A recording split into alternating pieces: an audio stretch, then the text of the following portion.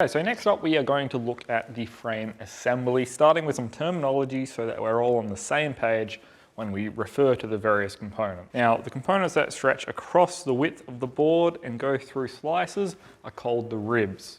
The one that goes down the center of the board, splitting it down the middle, is the spine, while the bands that go on the outside we are calling the frame rails. With all that said, you're also going to need a selection of tools and materials to help in the assembly. So to glue things together, you're going to need a good polyurethane glue along with some brushes or spreading tools. We suggest polyurethane glues for the build. Brand doesn't really matter, but try and go something that has a good rep out in the market. On top of the glue, you're going to need a selection of small clamps. We like these sorts of spring clamps.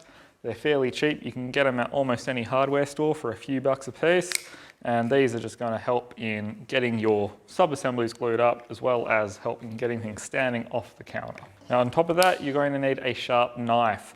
We like these box cutters, but you can use anything as long as it's got a sharp edge. And this is for knocking off corners, as well as a hammer or a mallet, which you can use to compress the fibers to make things fit together a little bit easier. Now lastly is masking tape. You're going to need this throughout the entire build. Always have it in hand, but this works as an excellent clamp for places that these just won't work. One additional tool that you could provide is a bunch of heavy duty rubber bands that you've cut in half, because these make excellent clamps.